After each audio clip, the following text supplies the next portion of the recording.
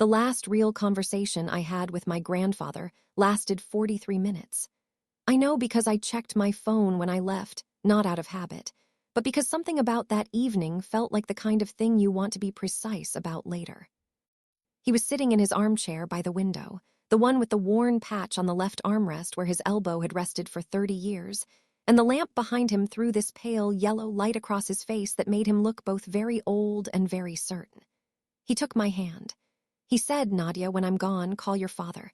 Just tell him I died. Say nothing else. And then watch."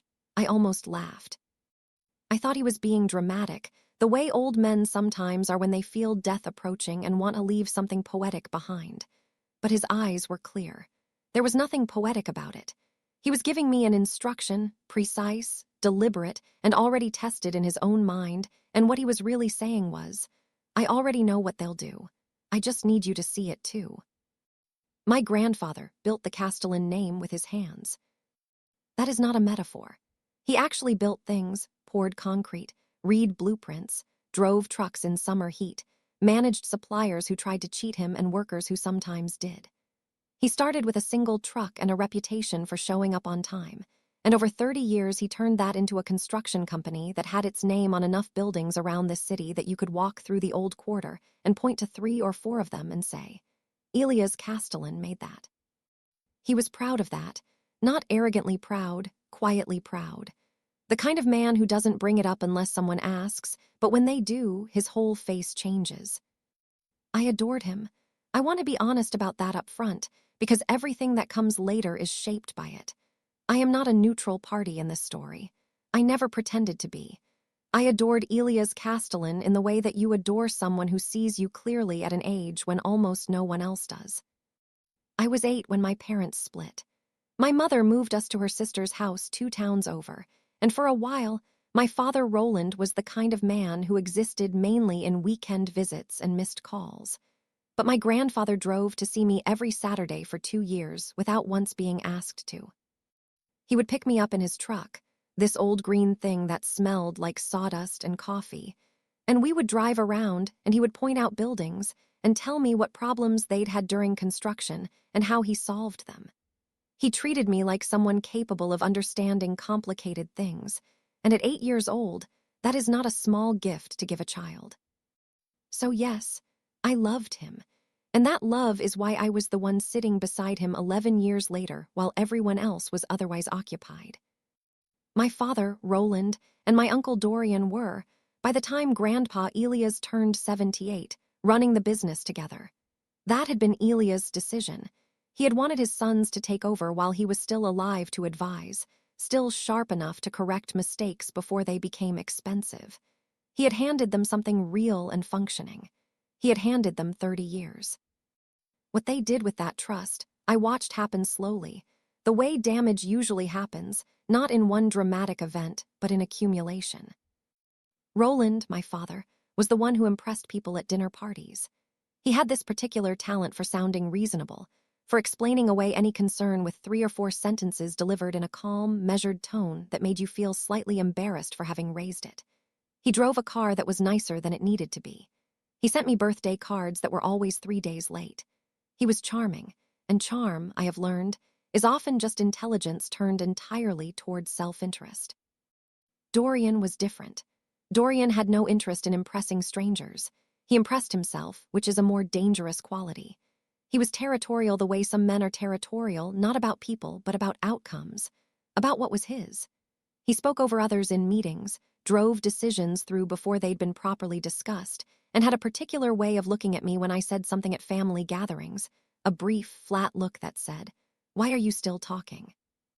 His wife Petra completed the triangle. She was the kind of woman who monitored social perception the way other people monitor weather, constantly, strategically, and with contingency plans. She managed the family's image at church events, at the Chamber of Commerce dinners, at cousins' weddings. She knew whose opinion mattered and whose didn't, and she calibrated accordingly. She had never been openly unkind to me. She had simply, consistently, treated me as someone whose presence was peripheral, not hostile enough to be called cruelty, but persistent enough that, after 11 years, it had shaped the space I occupied in every room. I was the granddaughter, the niece, the one who was tolerated, not the one who mattered. The business erosion, when I look back at it now, began around 7 years ago. I noticed things I wasn't supposed to notice, not because I was looking for them, but because I work in construction project coordination. I know how these companies run. I know what healthy margins look like, and what a quiet liquidation looks like, and what it looks like when someone is running up expenses on paper that don't match output. I saw it the way a doctor sees the early signs of something in a routine scan. Not alarming yet, but not right. I said something to my father once. Once. It was a Sunday lunch at Grandpa's house, the kind of lunch that had become more obligatory than genuine by then, and I mentioned that I'd noticed the subcontractor billing for the Verona Street project looked unusually high for the scope of work. I said it quietly, framed as a question, because I was not looking for a fight. I was 30 years old and still, even then, hoping that the version of my father I had invented in my head might show up and take the concerns seriously. Roland looked at me the way he always looked at me when I said something that inconvenienced him, warmly, dismissively, as though I were a child pointing at the sky and asking why it was blue. Nadia asterisk, he said, you're a project coordinator, not a partner. Leave the business side to us. Not mean enough to respond to, not honest enough to respect, just enough to shut the conversation down. I let it go. I went back to my apartment and I added it to a document on my laptop that I had been maintaining, without fully admitting to myself why, for about 3 years. A log. Dates, observations, discrepancies, nothing formal. Just the habit of someone who does not trust herself to remember without written evidence. That document would later become the most important thing I owned. The visits to Grandpa's house became my private ritual.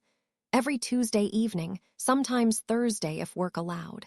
I would bring food, nothing elaborate, just things I knew he liked, and we would sit in the kitchen or the living room and talk. About the city. About his memories of the business in its early years. About my work, which he took genuine interest in. About nothing in particular. What I noticed, over those years, were the things that weren't being taken care of. The heating went out in January 3 years ago.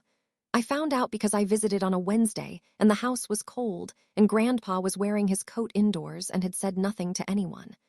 I called a repair company myself that afternoon. When I mentioned it to my father the following weekend, he said asterisk yes. I know. I've been meaning to sort it. He said it the way you say something you have no intention of doing. The guttering at the back of the house was pulling away from the wall. The garden, which Elias had once kept with a kind of quiet pride, was overgrown and left to whatever it wanted to become. Small things. The kind of things that require not money, but attention. The kind of things you only notice if you're there. My father and uncle were not there. I was there, and I was not a son, and I had no legal stake in anything.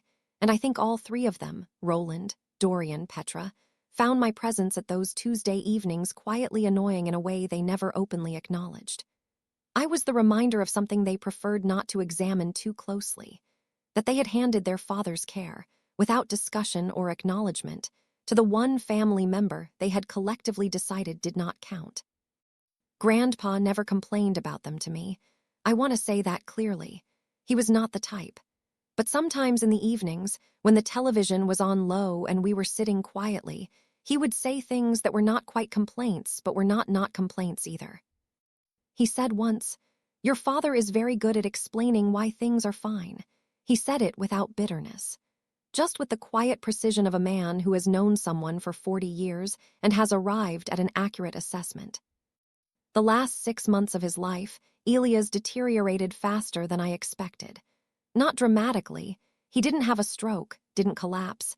He simply became smaller, quieter, more careful with his words in a way that suggested he was choosing them deliberately, spending them the way you spend something finite. He asked me, around that time, to help him with some paperwork. He had always been organized, kept files, kept records, the habits of a man who built things and understood that paper is the difference between what happened and what can be proven. He asked me to sit with him at his desk, the old wooden one in the back bedroom he used as a study, and we worked through some documents together. I did not read them fully. I helped him find things, organized folders, signed as a witness on a few forms where he needed a signature. He thanked me each time with a formality that felt significant in retrospect. I didn't ask questions. He didn't explain. I understood, weeks later, what we had been doing. He called me on a Thursday evening in February. Not unusual, but his voice was different, not worse, exactly, just more deliberate. He asked me to come the next day if I could, and I said of course. I went the next morning, and he was sitting in his armchair, and the lamp was on even though it was daytime, and he looked at me with those very clear, very certain eyes. He told me he had changed his will. He told me he had done it with a notary, properly, documented. He told me that he had reasons, which I did not need to know yet, and that I would understand when the time came. He told me that he had shared this with no one, not Roland, not Dorian, not Petra, only me. And then he said, "When I go, and it will be soon, Nadia, don't look at me like that. I know my own body, call your father, just those words. Grandpa died last night. And then watch what they do. Everything they do in the next 3 days. Watch and remember." "Why?" I said. He looked at me steadily. "Because you already know. You've known for years, but you need to see it without any doubt left." I did not cry in front of him. I am not sure why. It was not strength, it was more like shock, the quiet kind, where the enormity of something is too large to react to immediately, and so you simply sit with it. I held his hand for a while. We didn't speak much after that. He died on a Monday, 11 days later, in the early hours of the morning.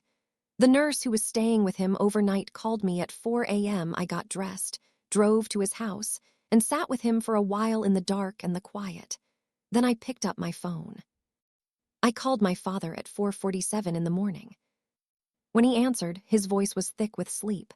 I said, "Grandpa died last night." There was a pause. And then, and this is the thing I still think about, the thing I have never been able to fully set aside, the very first thing my father said was not, "Are you okay?" It was not, "I'm coming."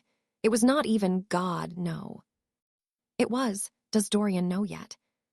4 words, that was the priority, not grief, not me sitting alone in his father's dark house, not even the fact of the death itself.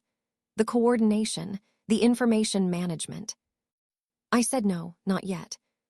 He said, "Don't call anyone else until I get there." I sat in the dark in my grandfather's kitchen after that call, and I thought. He knew this day was coming, and he spent it worrying about who would get to the information first. And I realized, with a clarity that was genuinely painful, that Grandpa had been right. He had known exactly what they would do. He had known it so well that he had engineered a test around it. And they had not even waited for sunrise to fail it. Roland arrived at 7 in the morning. Dorian and Petra 40 minutes after that. My mother, who I had texted separately and quietly, arrived around 9 and sat with me in the kitchen making tea while the brothers did whatever they needed to do in other rooms. I watched. I watched Roland and Dorian stand in the hallway speaking in low voices that they didn't think I could hear because they had spent so many years not thinking about me that they had forgotten I was observant. I caught fragments. The business accounts. The property titles. Who he used for the notary. Not, what arrangements do we need to make for the funeral? Not, how long was he alone before he died? The business. The property. The notary. I watched Petra move through the house in a way that was almost proprietary, straightening things, assessing things, pausing in doorways and scanning rooms. I watched her open the drawer of the desk in the study, the one where Grandpa kept his personal files, and I watched her close it again when she found it locked. She did not look guilty when she did this. That is what I keep coming back to. She looked focused, like a woman checking items off a list. My father, at one point, came and sat beside me and put his arm around my shoulder and told me that Grandpa had been lucky to have me these last few years, that it had clearly meant everything to him that I'd been so dedicated to visiting. He said it warmly, my father. He said it the way you might say something kind to a dog that has done its job and can now be patted and sent back to its corner. I thanked him, I said nothing else, and I filed it. The will was read 8 days after the funeral. My father had arranged for it to be read at the family office. the old suite above the tile showroom on Marvell Street, the one Grandpa had occupied since 1987. There was something almost theatrical about choosing that location, I thought. Something that was meant to signal, this is still our house, our business, our territory. Roland had called me the day before to tell me I was welcome to attend if I wanted, in a tone that made clear he did not expect anything to change for me. Dorian had not called at all. I arrived early. I sat in the small waiting area outside the main room and listened to the building. It smells like old paper and stone dust in there, always has. There's a photograph of Elias on the wall from 1991, younger, harder looking, standing in front of a half-built structure with his arms crossed. I had looked at that photograph every time I had visited this office for 20 years and never really thought about it until that morning, sitting alone before everyone arrived, when I looked at it and thought, he knew. He knew what he was handing to them and he did it anyway, and then he spent years watching it happen, and he was too proud and too old and too exhausted to fight it directly. So he gave it to me. The notary arrived, then Roland, then Dorian, then Petra. A few other relatives, cousins, my father's sister who lived 2 hours away and had come without much ceremony. Nobody expected surprises. Their body language was the body language of people completing a formality. The notary's name was Mr. Ferrante. He was a small, careful man in his 60s with reading glasses on a chain and the particular manner of someone who has read many wills to many families and has learned to do it with complete neutrality. He sorted his papers. He cleared his throat. He began to read. The first sections were expected. Small bequests to cousins, to a former employee my grandfather had stayed close to a local charitable fund he had supported for years. Roland and Dorian sat with the patience of men waiting for a conclusion they have already written in their heads. Then Mr. Ferrante reached the section concerning the business. He read it once, at his normal pace, and I watched the room process it. The business, its assets, its property holdings, its accounts, and its outstanding contracts was not divided between Roland and Dorian. It was placed in trust, managed by an independent trustee designated by Grandpa himself, a retired accountant named Salvator Rixai, who had been Elia's most trusted friend for 40 years, and who was sitting quietly in the corner of the room, which I had noticed when I walked in, but which Roland and Dorian had apparently not thought to look at carefully. Under the terms of the trust, Roland and Dorian could continue to draw a director's salary, but only from verified operational profit. No asset sales, no property transfers, no account withdrawals above a designated operating threshold, all subject to trustee review, for 5 years. The room was very quiet. My father's jaw had not dropped, he was too controlled for that.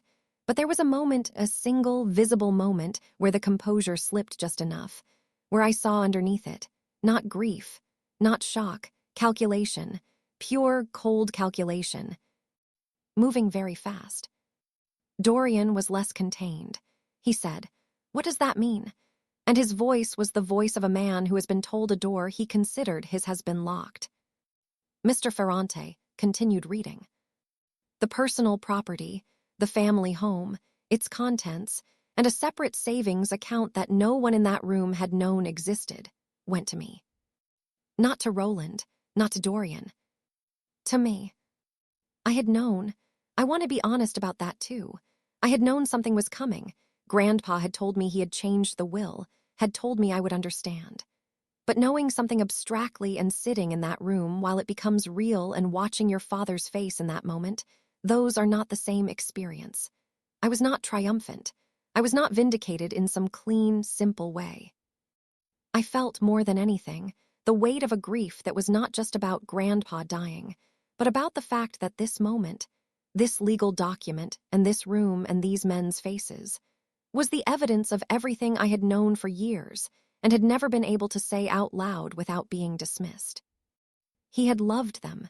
Elias had loved his sons, and he had watched them carefully for 11 years, and what the will said was the conclusion of that watching. It was not a punishment. It was an assessment. Roland recovered faster than Dorian. That is who he is. He turned to me, and his expression shifted into something almost impressive, a kind of controlled warmth, slightly wounded, entirely strategic. Nadia, asterisk, he said, I'm sure we can talk about this reasonably. I looked at him. I thought about the 4 a.m. phone call. I thought about does Dorian know yet? I thought about 11 Januaries of a cold house and a father who was meaning to sort it. I said, I'm sure we can. But I said it the way he had always spoken to me, warmly, dismissively, with just enough of a smile that he could not quite be certain what I meant. The weeks that followed were a particular kind of education. Roland called me 4 times in the first week. Each call was a slightly different version of the same approach, beginning with sentiment, moving to practicality, arriving at the suggestion that the wisest and most family-preserving thing would be for me to allow certain assets to be restructured for the sake of everyone's stability. He never asked directly. He never said, give me what he left you. He said things like, I want to make sure this doesn't create distance between us. He said, you know how much your grandfather would have wanted the family to stay united. He said, Dorian is very hurt, and I'm sure you understand. I let him talk. I took notes after each call, not from strategy exactly, from habit. From the same habit that had produced the document on my laptop, the one that was now very full and very specific, and which I had, in the weeks before the will reading, shared with Mr. Ferrante and Salvator Rixai in full. Dorian called once. It was not a version of Roland's approach. It was 20 minutes of controlled fury packaged as reason, and toward the end he said something that I want to record carefully because it was the most honest thing he said in the entire conversation. You were never going to be part of this business, Nadia. That was never what you were for. I let the silence sit for a moment after that. Just a moment. I know, I said. That's the point. I hung up. I did not call back. Petra reached out through a cousin, not directly, because Petra never did anything directly. The cousin relayed a message suggesting that there were family members on both sides who were concerned about how this was affecting everyone, and that perhaps a sit-down would help. I was polite with the cousin, who I liked and who was genuinely trying to help, and I said I would think about it. I did not think about it. What I was thinking about during those weeks was the desk. Grandpa's locked desk drawer, the one Petra had opened and found secured the morning of his death. I had a key. He had pressed it into my hand on the last visit I made while he was still himself, clear-eyed, deliberate, without explanation. I had put it on my keyring and kept it there and not spoken of it. After the will reading, when the dust had settled enough that I could access the house without encountering family, I went back. I sat at his old wooden desk and I turned the key. Inside were 3 things. A notebook, one of those small, dark blue ones, the kind you buy at a stationery shop in use for personal records, filled, in Grandpa's careful handwriting, with 11 years of financial observations, dates, amounts, transactions he had questioned and never received satisfactory answers for, property transfers he had not authorized but had been told were routine, withdrawals explained as operational expenses that did not match any operational activity he could identify. It was not a legal document, but it was meticulous, and it was in the handwriting of the man whose name was on the company, and it covered 11 years. The second thing was a folder of bank statements, personal account statements, not business ones, cross-referenced, in red pen, with specific transfers out of the business accounts on corresponding dates. The kind of correlation that does not happen by coincidence. The third thing was a letter, addressed to me. I will not read the whole letter here because some parts of it are mine, and I intend to keep them that way. But I will tell you what it said in the parts that matter.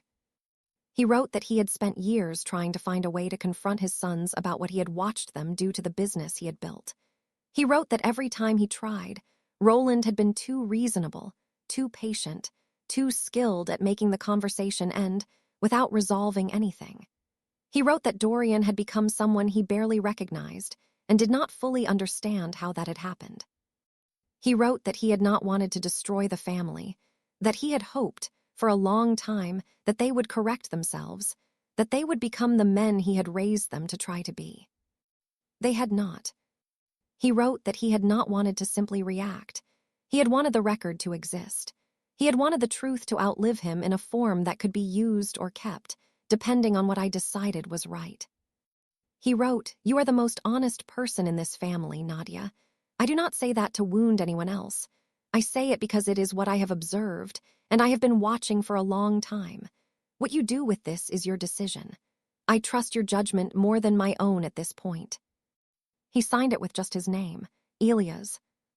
I sat at his desk for a long time after I finished reading. The question of what to do took me almost 2 months to answer. There is a version of this story where I go straight to a lawyer, straight to the financial authorities, straight to every contact and institution that could be notified. There is a version where I expose everything publicly, where Roland and Dorian face criminal proceedings, and the family name becomes a cautionary story told at the Chamber of Commerce dinners Petra used to organize. I considered all of it. I will not pretend I didn't. There is a particular kind of rage that lives in you when you are a 34-year-old woman who has been told, implicitly and explicitly, for most of her life that she doesn't count, and you are sitting in front of the proof that you were the only one who was paying attention, and that the person who saw you most clearly trusted you with the most important thing he had. That rage is real, and it deserves respect. I didn't suppress it. I just also understood it wasn't the whole story. Because I also had to decide what I wanted to be on the other side of this. I talked to Salvatore Rixai, the trustee. He was a calm, intelligent man who had known my grandfather since before my father was born, and who had agreed to take on the trustee role knowing exactly what it would involve. He had seen the notebook and the bank statements before Grandpa had given copies to him years ago, quietly, maintained as a record in case it was ever needed. He was not surprised by anything. He had been waiting, with the particular patience of someone who has seen this kind of family dynamic before, for the right moment. We talked through options. I talked to a lawyer, not Roland's lawyer, who had done work for the family business, but a different one, recommended by Ferrante. I sat with the documents and the letter and the log on my laptop, and I thought about Grandpa's instruction. Watch, remember, and then decide. I had watched, I had remembered, and now I was deciding. The decision was not a single thing. It was a sequence of things, each one deliberate, each one building from the last. The first step was a formal notification to the business's bank, through Salvatore. As trustee, with full documentation of irregularities in the account histories over the past 11 years, this froze the account's pending review. It was not a criminal complaint. It was an administrative action with teeth. Roland and Dorian did not know this had been initiated until they arrived at the bank for a routine transaction and were told they would need to speak with the compliance department. I heard about that phone call secondhand, through a cousin who had been with Dorian that day. She said Dorian stood in the bank lobby with his phone in his hand and said nothing for almost a minute. The second step was a meeting I requested with the Chamber of Commerce, specifically with their Business Integrity Office, which handled disputes involving member firms. I brought the notebooks. I brought the cross-reference statements. I presented them factually, without editorializing, and let the documentation speak. The chamber was not a criminal body. But they had influence, they had reputation, and the Castellan company, Elia's Castellan Construction, was registered as a member in Elia's name, which meant that his estate, now in trust and partially in my name, had standing to raise concerns. The third step was the hardest. I called my father. Not at 4 a.m. this time. In the middle of the afternoon, on a Thursday. I waited until I knew he would be in the office, because I wanted him to be in the place where he had always felt most certain, most in control. I wanted the conversation to happen in the architecture of his own confidence. I told him what I had done with the bank notification. I told him what I had presented to the chamber. I told him about the notebook, about the letter, about the years of documentation. I told him clearly, without anger. I was very careful about this, very deliberate, exactly what the paper trail looked like and what it could be used for and who else had access to it. And then I told him that this was a courtesy call, that I was not asking for anything, that the trustee and the lawyer would handle the formal process and I would have no further direct involvement in that. that the decision of whether to cooperate with the process fully and transparently or not was entirely his. He was quiet for a long time. When he spoke, his voice had a quality I had never heard in it before, not quite humble, because Roland was not capable of quite that, but stripped of the usual smooth management. Raw, slightly. He said, "Why didn't you just talk to me, Nadia?" And I thought, there it is. The reframe. Even now, even with everything on the table. The suggestion that this was a failure of communication. That I should have brought my concerns to him, as though I had not done exactly that, once, gently, at a Sunday lunch, and been told I was a project coordinator who should leave the business side to the adults. I said, "I did talk to you. You told me I wasn't a partner." Another silence. "That was a long time ago," he said. "Yes, asterisk," I said. "It was." I let that sit for a moment. Then I said, "The trustee's contact details are already on file with the bank. Cooperate with the process, Dad. That's all I'm asking." I hung up.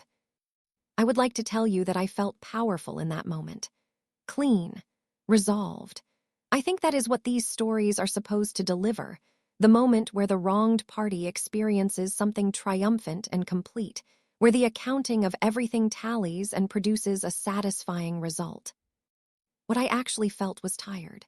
Deeply, thoroughly tired. Not with regret, I want to be clear about that. I knew what I had done was right, and I knew it was what Grandpa had trusted me to do, and those two things together gave me a steadiness I held on to.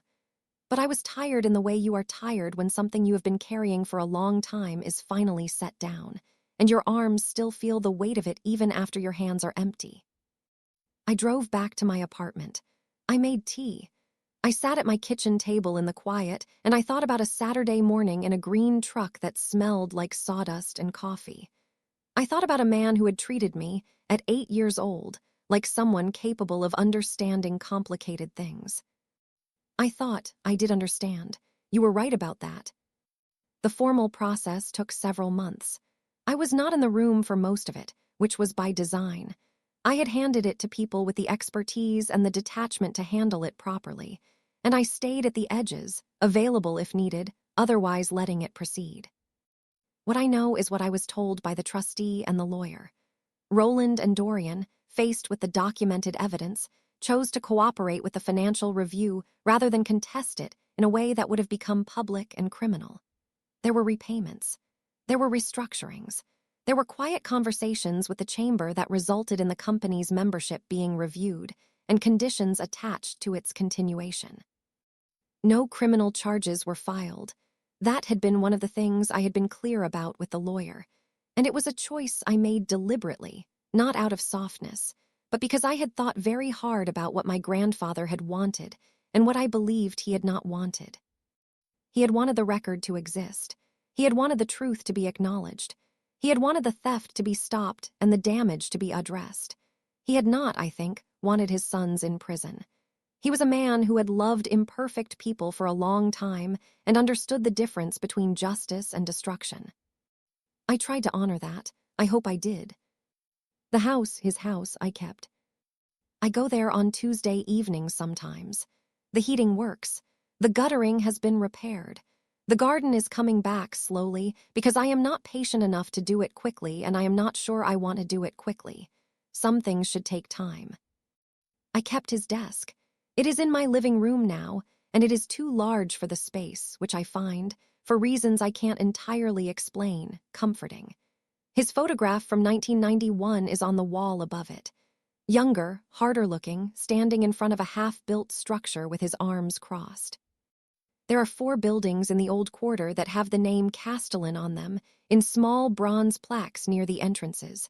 I walk past them sometimes. I look at them. I have not spoken to Dorian since the day he told me I was never going to be part of the business, that it was never what I was for. I do not think we will speak again. That is a loss, of a kind, not a large one, but a real one, the kind that belongs to the category of things you grieve quietly, because the relationship was never what you needed it to be, which is sometimes its own specific sadness. My father and I have spoken twice. Both times were brief, careful, civil in the way of people who are being deliberate about managing a distance they have accepted. I do not know if that will remain as it is or become something else. I hold it carefully and without expectations, which is, I think, the most honest thing I can do. Petra I have not heard from at all, which is, honestly, a relief. What I think about, when I think about all of this, is the test. Grandpa said, test them, and I did, but I have come to understand over time that the test was not primarily about them. He did not need me to test them for his sake, he already knew. He had been watching for 11 years. He had already done the accounting. He was asking me to test them for my sake. He was asking me to see it without doubt, because he knew that I was the kind of person who would find ways to explain things away, to give benefit of doubt, to protect relationships I had decided mattered even when the evidence against them was clear. He knew that I would need to see it, the 4 a.m. phone call, the drawer being opened, the bodies moving through his house like they were inventorying it, to trust my own perception completely. That is what he gave me. Not the house, not the property, not even the documents in the drawer. He gave me permission to stop explaining things away. He gave me clarity about what I had been carrying and why I could set it down. I am not entirely at peace. I do not think peace is the right word for where I am. I am clear. I know what happened. I know my part in it and theirs and his, and I have done what I could do with what was mine to do. I have honored what he asked. That is enough. Some days it is more than enough. The last thing I want to say is this. There is a particular kind of work that no one sees and no one acknowledges and no one compensates, and that work is the work of being present, of showing up on a Tuesday, of noticing when the heating breaks, of sitting beside someone in the long, quiet evenings when there is nothing to be gained from it and no one watching and no reward forthcoming. My grandfather saw it. That is the only reward I needed, and I understand now that it was the only one that was ever real. The house, the documents, the trust, those were his way of saying, I saw, I know, it mattered. They were evidence. They were the acknowledgement I had needed for years without being entirely sure that was what I was looking for. He saw me. And when he was gone and the test was over and the room had shown me exactly what it was, I finally stopped waiting for anyone else to. He built everything with his hands, and in the end, the only thing he gave me was the truth and the quiet confidence to use it. If this story stayed with you, if you know what it's like to be the one who shows up, who notices, who keeps quiet for too long, leave a comment below. I read them. And if you're new here, subscribe. Every story on this channel is different, but they all belong to the same truth, that the people who underestimate you are always the ones who don't survive it.